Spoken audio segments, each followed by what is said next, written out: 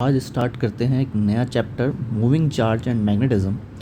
और इस टॉपिक की शुरुआत हम करेंगे फोर्स के साथ कि force on a moving charge क्या होता है। तो उसको समझने से पहले आप यहाँ पर कुछ बेसिक बात समझिए, जैसे कि एक जो चार्ज होता है क्यू चार्ज, मान लीजिए यहाँ पे हमने एक क्यू चार्ज ले लिया। ये जो क्यू चार्ज है ये 3 स्टेट में हो सकता है। एक, या तो ये रेस्ट पर है, दूसरा या तो ये मोशन में है और मोशन में भी यूनिफॉर्म मोशन में है, यूनिफॉर्म मोशन, और तीसरा कि ये नॉन यूनिफॉर्म मोशन में है।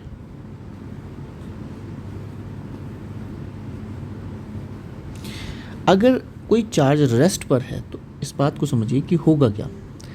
जब कोई चार्ज रेस्ट पर होता है, ठीक, तो उस समय केवल इलेक्ट्रिक फील्ड एमिट होती है, केवल इलेक्ट्रिक फील्ड बनाता है वो। अगर चार्ज यूनिफॉर्म मोशन में है तो क्या होगा, तो उस समय यूनिफॉर्म मोशन मतलब वेलोसिटी कांस्टेंट है, तो उसे बोलते हैं यूनिफॉर्म मोशन। वेलोसिटी कांस्टेंट है एंड एक्सेलरेशन 0 है। तो ऐसे कंडीशन में electric field and magnetic field बनेगी। और अगर कोई चार्ज नॉन यूनिफॉर्म मोशन में है, मतलब वेलोसिटी वेरी कर रही है, ठीक है, और एक्सेलरेशन नॉट इक्वल टू 0 है, तो ऐसे कंडीशन में आपकी इलेक्ट्रिक फील्ड भी बनेगी एंड मैग्नेटिक फील्ड भी बनेगी, प्लस रेडिएशन भी बनेगा एंड रेडिएशन भी होगी। इसके ऊपर डिस्कशन जो होगा वो ईएम वेव चैप्टर के अंदर आपसे किया जाएगा। इसके ऊपर डिस्कशन आप ऑलरेडी इलेक्ट्रोस्टैटिक्स में करके आए हैं।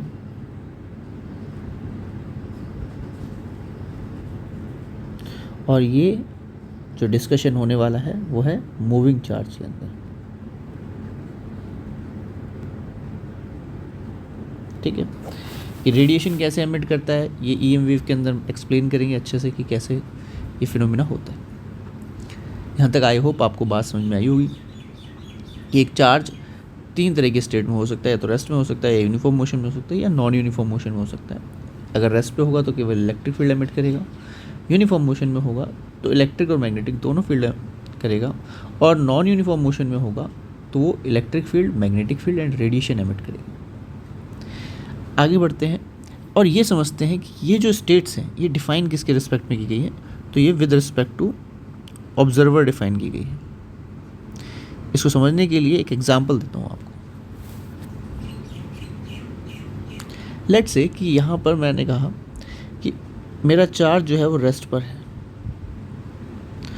तो आपसे पूछा जाए कि क्या इसमें इलेक्ट्रिक फील्ड और मैग्नेटिक फील्ड एमिट होगी, तो कई बच्चों का आंसर होगा कि सिर्फ इसमें इलेक्ट्रिक फील्ड एमिट होगी, क्योंकि जैसा कि आपने बताया कि चार्ज रेस्ट पर होता है तो केवल इलेक्ट्रिक फील्ड होती है। पर ये आंसर गलत है। क्यों?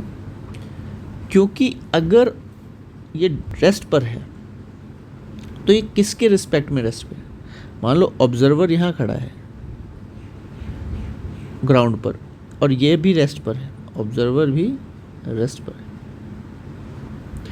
तो ऑब्जर्वर के लिए जब ऑब्जर्वर इस चार्ज को देखेगा तो उसे ये रेस्ट पे दिखेगा, इसलिए यहाँ पर इलेक्ट्रिक फील्ड आपको दिखाई देगी केवल, उस केस में ठीक है।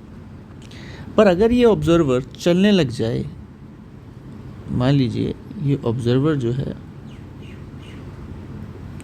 वो चलने लग जाए, तो ऑब्जर्वर अगर चलने लगेगा, मोशन में आ जाएगा, और वो भी यूनिफॉर्म मोशन में, v कांस्टेंट वेलोसिटी से चल रहा है इस डायरेक्शन में मान लीजिए, तो उस समय ऑब्जर्वर को लगेगा कि ये जो चार्ज है ये चार्ज पीछे की तरफ जा रहा है।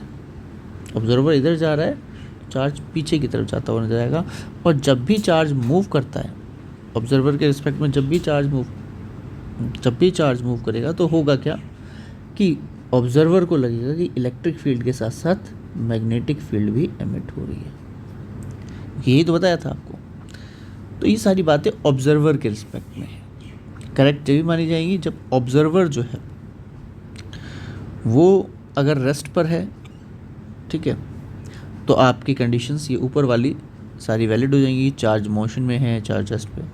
अगर ऑब्जर्वर रेस्ट पर नहीं है तो भी चार्ज मोशन में कंसिडर किया जा सकता है, और उस कंडीशन में ये दोनों जो कंडीशंस हैं, इलेक्ट्रिक फील्ड और मैग्नेटिक फील्ड वाली, ये वैलिड हो जाती है। क्लियर होगी बात यहाँ तक? तो आई होप आपको ये बात समझ में आई होगी। अब हम चलते हैं कि चार्ज पर फोर्स कितना लगेगा, मूविंग चार्ज पर फोर्स कितना लगता है। तो force on a moving charge,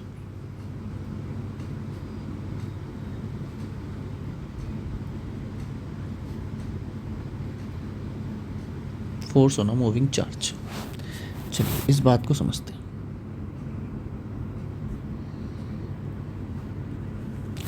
तो देखिए भाई, अगर एक मूविंग चार्ज है, एक चार्ज है यहाँ पे ले लेते हैं, एक चार्ज ले लेते हैं, और यहाँ पर मैग्नेटिक फील्ड ले लेते हैं। इस रीजन में मैग्नेटिक फील्ड ले लेते हैं।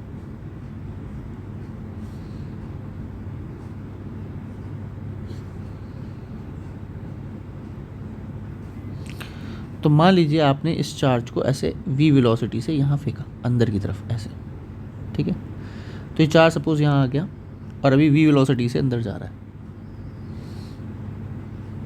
देखिए जब तक चार्ज मैग्नेटिक रीजन में नहीं होगा, मतलब इस तरफ बाहर या इधर, जैसे ही ये चार्ज इस रीजन में एंटर करेगा, एंटर कहाँ से, ये बाउंड्री लाइन जो है, सपोज करिए कि ये बाउंड्री लाइन है आपकी, इतने रीजन में केवल मैग्नेटिक फील्ड है। जब ये चार्ज इस रीजन के अंदर आएगा उसके बाद ही इस पर मैग्नेटिक फोर्स लगेगा, उससे पहले इस पर मैग्नेटिक फोर्स नहीं लगेगा। क्यों नहीं लगेगा वो समझते हैं। देखिए ये जो चार्ज है ना, ये चार्ज अपनी मैग्नेटिक फील्ड बनाएगा, ठीक है। कोई भी जो मूविंग चार्ज होता है, आपने क्लास 10 में पढ़ा होगा, कि करंट जब फ्लो करके जाता है तो उसके सराउंडिंग में मैग्नेटिक फील्ड बनती है। इस चैप्टर के अंदर हम यही डिस्कस करने वाले हैं। तो जो मैग्नेटिक फील्ड बनेगी इसके सराउंडिंग में, और जो ये एक्सटर्नल मैग्नेटिक फील्ड आपने दी है इस रीजन के अंदर, यहाँ पे इस पूरे रीजन में जो आपने मैग्नेटिक फील्ड दी है, इस मैग्नेटिक फील्ड और इस मैग्नेटिक फील्ड में आपस में टकराव पैदा होगा। ये दोनों एक दूसरे से भिड़ जाएंगी, और जब ये भिड़ेंगी तो जाहिर सी बात है इस पर फोर्स लगेगा। तो बात समझ में आएगी, फोर्स जनरेट कहाँ से हो रहा है। फोर्स जनरेट हो रहा है जब ये वाली मैग्नेटिक फील्ड इस एक्सटर्नल मैग्नेटिक फील्ड से टकराती है, तब फोर्स जनरेट होता है। तो इसीलिए मैंने आपसे कहा कि जब तक ये मैग्नेटिक फील्ड से बाहर है तब तक इस पर कोई भी फोर्स नहीं लगेगा। अब जैसे ही अंदर आया, सपोज यहाँ पर अंदर आ गया, अंदर आते ही होगा क्या कि फोर्स जो है इसके ऊपर लगना शुरू हो जाएगा। कितनी क्वांटिटी का, तो F equal to Q V cross B. B भी मैग्नेटिक, जो मैग्नेटिक फील्ड है बी वो वेक्टर क्वांटिटी है, और वी वेलोसिटी है वो भी वेक्टर क्वांटिटी है, चार्ज स्केलर क्वांटिटी है, और क्रॉस प्रोडक्ट का जो आंसर आता है वो भी हमेशा वेक्टर क्वांटिटी में आता है। तो फोर्स एक वेक्टर क्वांटिटी है यहाँ पे, ठीक है।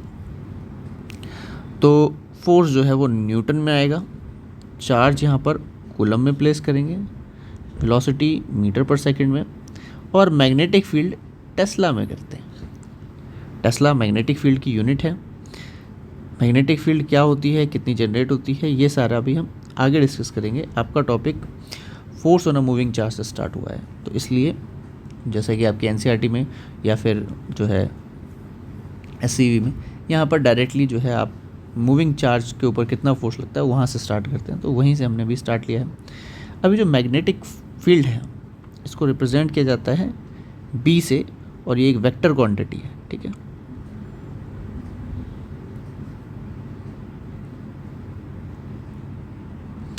ये एक वेक्टर क्वांटिटी है बी, जो मैग्नेटिक फील्ड है। अब ये जो बी का वैल्यू है, ठीक है, इसको मेज़र करते हैं, इसकी एसआई यूनिट जो है वो है टेस्ला। एक टेस्ला जो है 1T बराबर होता है 10⁴ गॉस के कैपिटल जी। गॉस क्या है, तो गॉस है CGS unit of magnetic field.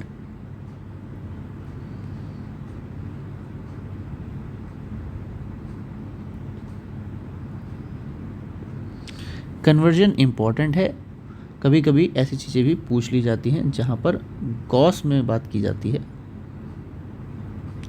तो वहाँ कन्वर्जन आना बहुत ज़रूरी है। ठीक है, तो यहाँ तक आपको समझ में आया होगा कि किस तरीके से हम जो है मैग्नेटिक फील्ड को मेज़र करते हैं, और उसकी यूनिट्स दोनों MKS यूनिट और CGS यूनिट दोनों आपको पता चल गए हैं। इसको MKS यूनिट बोलते हैं। ठीक है, ये मैग्नेटिक फील्ड की MKS यूनिट है। अब हम चलते हैं अपने फोर्स के ऊपर कि हमारा फोर्स कितना लग रहा था। तो हमारा फोर्स का वैल्यू है F = QV × P। अब फोर्स लग रहा है, ये कहाँ से आया ये फोर्स, ये वाला वैल्यू?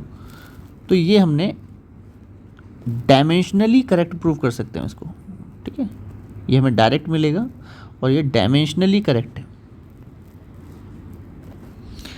ठीक, तो कुछ फॉर्मूले होते हैं जो डायमेंशन एनालिसिस से ऑब्टेन किए जाते हैं, ये उसमें से एक फार्मूला है, डायमेंशन एनालिसिस से प्रूव किया हुआ, और ये डायमेंशनली करेक्ट फार्मूला है, इसका डेरिवेशन नहीं है आपके टॉपिक में। तो अब बात करते हैं कि होगा क्या यहाँ पर। जैसे ये इस रीजन में आएगा, ये जो चार्ज है हमारा छोटा सा, तो जैसे ये अंदर आएगा तो इसके ऊपर फोर्स लगना शुरू हो जाएगा इस डायरेक्शन में, FM। अब मुझे कैसे पता कि ये फोर्स FM इस डायरेक्शन में ही लगेगा? चलिए इस बात को समझिए। एक रूल होता है, that is right hand rule, right hand thumb rule, right hand thumb rule. ये जो राइट हैंड थंब रूल है, ये कहता है कि आपके जो फिंगर्स हैं, ठीक है, इस केस में ये जो है, आप 4 फिंगर्स जो आपके हैं, देखिए इस तरीके से आपका हाथ है,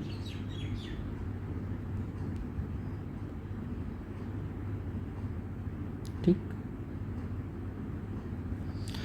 इस हाथ में ये जो थंब है, थंब इंडिकेट करेगा फोर्स को, और ये जो ये जो आपने हाथ है आपका स्ट्रेट रखना है एकदम, ठीक है, राइट हैंड है ये जो है आप V पर रखेंगे और B की डायरेक्शन में घुमा देंगे, B जिस डायरेक्शन में, ठीक है।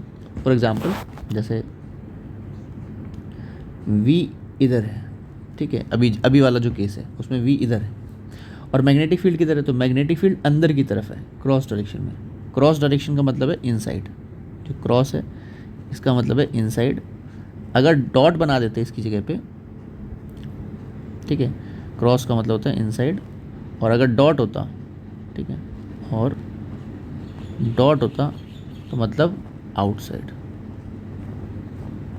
मैग्नेटिक फील्ड आउटसाइड है, आउटसाइड मतलब आपकी जो स्क्रीन है उससे बाहर आ रही है, इनसाइड मतलब जो स्क्रीन है उसके अंदर जा रही है। तो अभी मैग्नेटिक फील्ड अंदर की तरफ है, इसको मैं अगर 3 डायमेंशनली दिखाऊं तो कुछ ऐसे दिखा सकता हूँ कि भाई B इधर है, V इधर है, ठीक है, इनके बीच में जो एंगल है वो 90 डिग्री का एंगल है अभी के केस में, क्योंकि B अंदर की तरफ है, आपकी स्क्रीन के अंदर है, और V आपकी स्क्रीन के पैरेलल है। अब ऐसे केस में आप V पे हाथ रखिए, जैसे मैंने आपको बताया, स्ट्रेट अपने हाथ को स्ट्रेट करिए, ठीक है, जो पाम है आपका, ठीक है, पूरा हाथ नहीं, अपने पाम को जो है स्ट्रेट करिए, V पे रखिए, ठीक है, हथेली को, अपनी हथेली V पे रख करके B की तरफ घुमा दीजिए, और थंब को जो है ऊपर स्ट्रेट रखिए। तो आपको पता चलेगा कि भाई जो फोर्स है वो किस डायरेक्शन में आ रहा है, ऊपर की डायरेक्शन में आ रहा है। तो जैसे ही आप इसे ऐसे रोटेट कराएंगे अपने हाथ को, ठीक है, थोड़ा सा ड्राइंग में गलत हो गया, अभी ठीक कर देते हैं इसको। तो जैसे ही आप रोटेट कराएंगे तो आपको डायरेक्शन मिल जाएगा। तो आपने V से B की तरफ रोटेट करा दिया हाथ को, इस तरफ। जैसे आपने रोटेट कराया आपको FM मिल गया, मैग्नेटिक फोर्स मिल गया। तो अगर मैग्नेटिक फोर्स इस डायरेक्शन में लग रहा है तो होगा क्या? तो आपको क्या देखने को मिलेगा, ऑब्जर्व क्या करने को मिलेगा कि आप देखोगे कि जैसे ही इधर फोर्स लगेगा तो ये जो पार्टिकल है इस तरफ मुड़ जाएगा। भाई जाहिर सी बात है, उस तरफ फोर्स लग रहा है तो उसी तरफ मुड़ेगा। अब किसी दूसरे मोमेंट पे देखते हैं, दूसरे मोमेंट पे क्या हो रहा है, मतलब घूम गया ये, घूमने के बाद इधर देखा तो इधर भी V वेलोसिटी इसकी वही रहेगी, है ना, क्योंकि स्पीड तो सेम रहेगी, बस डायरेक्शन चेंज हो जाएगा। तो स्पीड तो वैल्यू मैग्नीट्यूड v ही रहेगा। अब b भी अंदर की तरफ लग रहा है और b आपकी स्क्रीन में अपवर्ड लग रहा है, ठीक है। तो आप अपने हाथ को रखेंगे स्ट्रेट, v पे रख के b की तरफ घुमाएंगे, मतलब कि अपनी स्क्रीन के बिल्कुल हाथ जो है अपने स्क्रीन पे चिपका दीजिए और थोड़ा सा फिर वापस पीछे लीजिए और b जो अंदर की तरफ है उसकी तरफ जैसे ही घुमाएंगे तो आपको मिलेगा कि जो फोर्स है वो इस डायरेक्शन में लग रहा है। तो इसका मतलब अब ये जो चार्ज पार्टिकल है किधर जाएगा, अभी इधर जाएगा। और इस मोमेंट पे अगर आप देखेंगे कि यहाँ पर फोर्स किधर लग रहा है, तो देखिए जैसे ये बाहर आ जाएगा तो फोर्स लगना ही बंद हो जाएगा, बाहर आने से पहले इस डायरेक्शन में फोर्स लग रहा होगा। क्लियर। तो आपने नोटिस किया कि जो फोर्स है वो ऑलवेज टुवर्ड्स द सेंटर है, इस पूरे जो सर्कल, ये जो सेमी सर्कल बना है इसके, ठीक है। ये फोर्स हमेशा सेंटर की तरफ लग रहा है। क्लियर होगी बात, ये कितना फोर्स लग रहा है और सेंटर की तरफ लग रहा है और सेमी सर्कल क्यों बना रहा है, ठीक है। ये सारी बात आपको क्लियर हो गई होगी। सर्कल या सेमी सर्कल बनने का कारण है मैग्नेटिक फोर्स। अब क्योंकि मैग्नेटिक फोर्स इस सर्कल की फॉर्मेशन कर रहा है, इसको सेंट्रीपिटल फोर्स प्रोवाइड कर रहा है। इसका मतलब क्योंकि सेंट्रीपिटल फोर्स, जब भी कोई ऑब्जेक्ट सर्कल में मूव करता है तो उस पर जो फोर्स लगता है उसे हम क्या कहते हैं, सेंट्रीपिटल फोर्स। ये सेंट्रीपिटल फोर्स प्रोवाइड कौन कर रहा है, तो वो प्रोवाइड कर रहा है ये मैग्नेटिक फोर्स। बात क्लियर हो गई। ये टॉपिक आई होप आपको समझ में आ रहा होगा। अभी हम जो है आगे बढ़ते हैं थोड़ा सा। अब मैग्नेटिक फोर्स जो है हमारा Fm which is equal to Q V cross B, इसका एनालिसिस करते हैं थोड़ा सा। और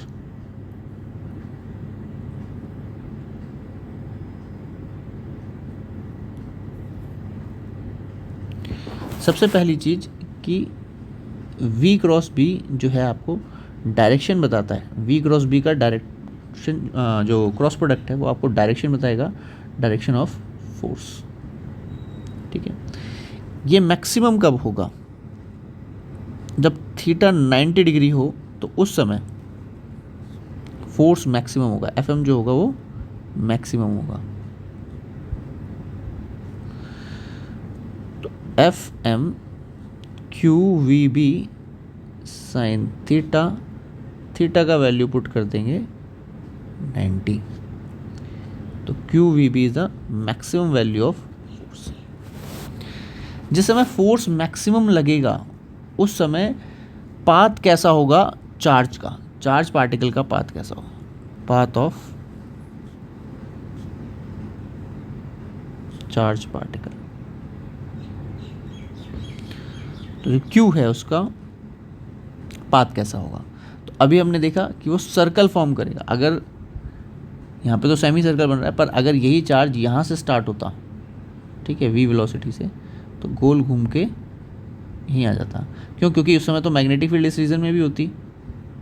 अभी तो सेमी सर्कल इसलिए बना रहा है क्योंकि बाहर आ गया मैग्नेटिक फील्ड से, है ना, तो इसलिए सेमी सर्कल बनाएगा। तो यहाँ पर हम लिखेंगे सर्कुलर पाथ होगा। कब, जब थीटा 90 होगा। अब सर्कुलर पाथ है तो सर्कुलर पाथ का रेडियस कितना होगा, ठीक है, ये फाइंड आउट करते हैं कि रेडियस कितना है इसका। तो मैंने आपको बताया कि ये सेंट्रीपिटल फोर्स को प्रोवाइड कर रहा है, कौन, मैग्नेटिक फोर्स। तो mv²/r is equal to Q V B, एक वी से एक वी कैंसिल हो जाएगा, रेडियस का वैल्यू हो जाएगा mv/qb। तो ये हमारा रेडियस आ गया, ठीक है। रेडियस आपका मीटर में ऑब्टेंड होगा, ठीक। चार्ज कूलम में, मैग्नेटिक फील्ड टेस्ला में, वेलोसिटी मीटर पर सेकंड में होनी चाहिए और मास केजी में। क्लियर। अब हम आगे बढ़ते हैं थोड़ा सा और समझते हैं चीज़ों को। अब देखिए ये हुआ रेडियस, ये गोल घूमेगा तो गोल घूम के वापस आएगा, तो उसका टाइम पीरियड भी होगा। तो टाइम पीरियड कैसे निकालेंगे, तो टाइम पीरियड निकालने के लिए 2πr/v, क्योंकि पूरा सर्कल 2πr सर्कमफेरेंस का है और v स्पीड से ये चल रहा है, तो इसका मतलब टाइम पीरियड लगेगा 2πr/v। इसमें r का वैल्यू पुट कर देते हैं। v से v कैंसिल आउट, 2 पाई m बाय क्यू बी इसका टाइम पीरियड आ गया। अब यहाँ पर कुछ बातें समझने वाली हैं, ठीक है, उस पर गौर करते हैं। जैसे रेडियस 4 बातों पर डिपेंड करता है,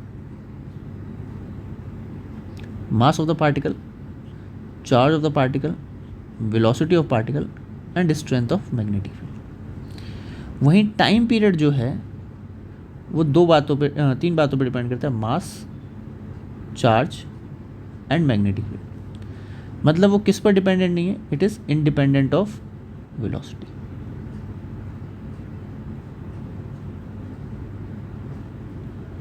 एंड रेडियस ऑल्सो, रेडियस पर डिपेंडेंट नहीं हो। तो इस बात को समझिए, मान लीजिए आपको एक बड़ा सर्कल दिया गया, आपको एक बड़ा सर्कल दिया गया, एक छोटा सर्कल दिया गया, ठीक है, और आपसे कहा गया इनमें से बताओ किसका टाइम पीरियड ज़्यादा है या किसका कम है या बराबर है, ऐसा पूछा गया आपसे। तो चाहे बड़ा रेडियस हो और चाहे छोटा रेडियस हो, टाइम पीरियड दोनों का सेम रहेगा। क्यों? क्योंकि टाइम पीरियड इस बात पर डिपेंड कर रहा है कि चार्ज पार्टिकल का मास कितना था, चार्ज कितना था।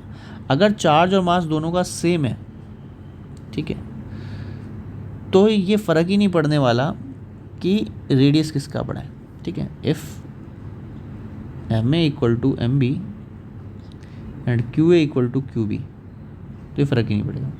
और दोनों सेम मैग्नेटिक फील्ड में भी होने चाहिए, ठीक है, यूनिफॉर्म मैग्नेटिक फील्ड, दोनों में कांस्टेंट मैग्नेटिक फील्ड होनी चाहिए, मतलब एक ही मैग्नेटिक फील्ड में घूम रहे हैं।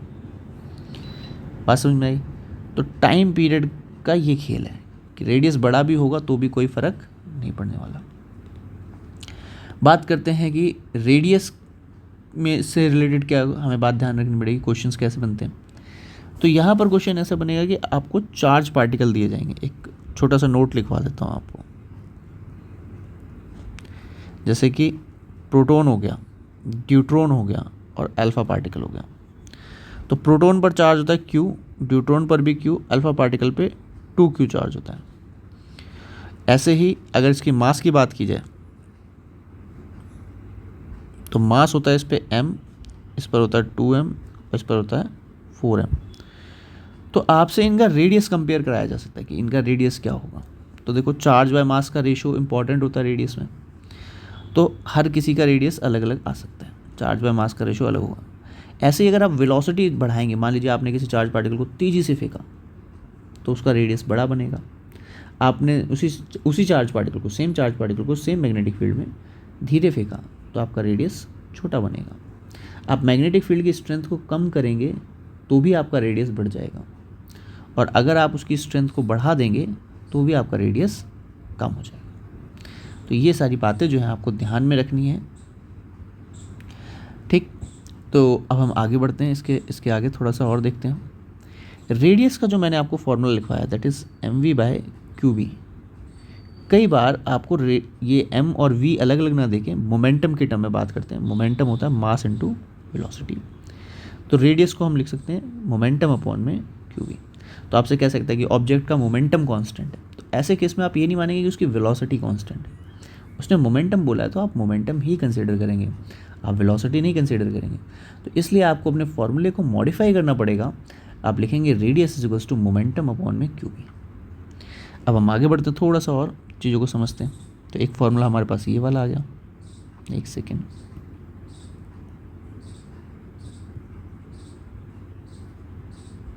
ये मोमेंटम के टर्म में आ गया। इसके बाद कई बार मोमेंटम भी ना दे करके कहते हैं कि सेम काइनेटिक एनर्जी है दोनों पार्टिकल्स की या एक पार्टिकल की, ठीक है, कोई काइनेटिक एनर्जी है। तो उस समय आप ये वाला रिलेशन यूज़ करेंगे जो आपने 11th क्लास में सीखा था कि momentum is equals to under root 2m k। तो रेडियस उस समय कितना हो जाएगा, under root 2m k upon में q। तो उस समय आप इस वाले फॉर्मूले का, क्योंकि आपको जो टर्म में बात की जाती है ना, आप उसी टर्म के फॉर्मूले का इस्तेमाल कर सकते हैं, रिलेटेड चीज़ें इस्तेमाल की जाती हैं, ठीक है। तो यहाँ तक आई होप आपको बात समझ में आ गई होगी। तो ये हुआ ओवरऑल रेडियस के बारे में, टाइम पीरियड कैसे कैलकुलेट करेंगे, इन सब चीज़ों के बारे में। इसी के अंदर एक साइक्लोट्रॉन नाम की डिवाइस बनाई जाती है। वैसे तो आपके टॉपिक से नहीं है ये रिलेटेड, अब कट गया है, बट मैं आपको फिर भी ये डिवाइस बता देता हूँ, क्योंकि इन केस अगर कभी भी साइक्लोट्रॉन वर्ड का इस्तेमाल किया जाता है तो आप ये समझिए कि वो डिवाइस भले ही आपने ना पढ़ी हो, पर उसका फिनोमिना आप समझ चुके हैं ऑलरेडी। तो वो कैसा होता है आपको समझ में आ जाएगा, उसका रेडियस वगैरह कैसे कैलकुलेट करते हैं। साइक्लोट्रॉन जो है उसको समझिए। साइक्लोट्रॉन में जो होता है 2 डिस्क बनी होती हैं,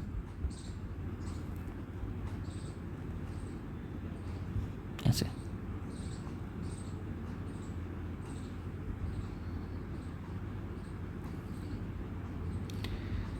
ये कुछ साइक्लोट्रॉन की फॉर्मेशन होती है, ठीक है। सॉलिड डिस्क है ये, मतलब इसमें से चार्ज पार्टिकल को हम एंटर कराते हैं, ठीक है। डिस्क में एक छेद कर देते हैं, यहाँ पे मान लीजिए हमने चार्ज पार्टिकल डाल दिया और यहाँ बाहर कहीं छेद कर दिया एक, ताकि चार्ज पार्टिकल निकल भी सके, ठीक है, इसमें से बाहर भी चला जाए। और होगा क्या कि हम इस वाले रीजन में जो है, इस पूरे रीजन में मैग्नेटिक फील्ड को रखेंगे। इस डिस्क के अंदर हम मैग्नेटिक फील्ड रखते हैं और इसको कनेक्ट कर देते हैं इलेक्ट्रिसिटी के साथ। क्यों कनेक्ट कर रहे हैं? क्योंकि ये एक्सेलरेट हो सके बाहर भी। देखिए जब इलेक्ट्रिक फील्ड होगी तो ये वाली डिस्क पॉजिटिव हो जाएगी और ये वाली डिस्क नेगेटिव हो जाएगी। क्लियर? और यहाँ पर जो है डीसी बैटरी ना लगा के हम जो है एसी ऑसिलेटर लगा देते हैं, ताकि अपनी पोलैरिटी भी चेंज करता रहे, ठीक है। तो जैसे ही हम जो है स्टार्ट करेंगे इसको, ये सेटअप आपको आई होप समझ में आ गया होगा कि सेटअप कैसा है। तो इस मोमेंट पे भी मान लेते हैं कि पॉजिटिव इस तरफ है, नेगेटिव इस तरफ। अब होगा क्या कि ये पॉजिटिव नेगेटिव जो है, पॉजिटिव वाला टर्मिनल इसको इलेक्ट्रॉन को अपनी तरफ अट्रैक्ट करेगा। मान लीजिए इलेक्ट्रॉन नेगेटिव पार्टिकल है तो इसको अट्रैक्ट करेगा, फोर्स लगेगा इस पर क्यू ई फोर्स लगेगा, ये इस पर आ जाएगा इस डिस्क में। इस डिस्क में आया तो यहाँ पर जैसे ही एंटर करेगा कुछ वेलोसिटी होगी जिसके चलते इस पर मैग्नेटिक फोर्स लगना शुरू होगा और ये ऐसे गोल घूम जाएगा। अब जब तक ये बाहर आएगा, इसका टाइम पीरियड जो होगा दैट इज 2πm/qb, उसका हाफ, क्योंकि सेमी सर्कल ही बनाएगा। उतनी देर में आपने इस ऑसिलेटर को ऐसे सेट करना है कि उसकी फ्रीक्वेंसी और इसकी फ्रीक्वेंसी सेम रहे, ताकि उतनी देर में ये प्लस हो जाए और ये माइनस हो जाए। अब ये फिर इसको अट्रैक्ट कर लेगा, अब ये यहाँ एंटर करेगा, फिर सेमी सर्कल बना देगा, क्योंकि इस बार वेलोसिटी ज़्यादा होगी। ज़्यादा क्यों होगी? क्योंकि फिर से फोर्स लग रहा है, तो पार्टिकल एक्सेलरेट होगा तो वेलोसिटी इंक्रीज हो जाएगी। अब ये इधर आएगा, फिर ये ऐसे फिर से एक सेमी सर्कल बनाएगा, फिर ये इधर आएगा, फिर ये एक सेमी सर्कल बनाएगा, फिर ये अंदर आ जाएगा इधर, एंड फिर ये बाहर चला जाएगा इधर से इजेक्ट होकर के इस तरफ। तो पार्टिकल जो है हमने एक्सेलरेट करा दिया बहुत हाई स्पीड पे। अब जो स्पीड निकलने वाली स्पीड है वो बहुत हाई है एज़ कम्पेयर टू जो आपने स्पीड दी थी। तो साइक्लोट्रॉन का पर्पस ही यही होता है कि साइक्लोट्रॉन जो डिवाइस है वो डिज़ाइन इसलिए की जाती है ताकि आप किसी चार्ज पार्टिकल को हाई एक्सेलरेशन से जो है मूव करा सकें, और उसे जहाँ पर भी आपको यूज़ करना है, बम्बार्डिंग करनी है कहीं पर न्यूट्रॉन पर, ठीक है, तो वहाँ पर आप यूज़ कर सकते हैं। तो आई होप आपको ये जो साइक्लोट्रॉन है ये भी समझ में आ गया होगा। अब हम नेक्स्ट टाइम इसके न्यूमेरिकल करेंगे, इस टॉपिक के ऊपर न्यूमेरिकल किस तरीके से बनते हैं। तब तक आप चैनल को सब्सक्राइब कर लीजिए, फॉलो करिए और अपने दोस्तों के साथ शेयर करिए।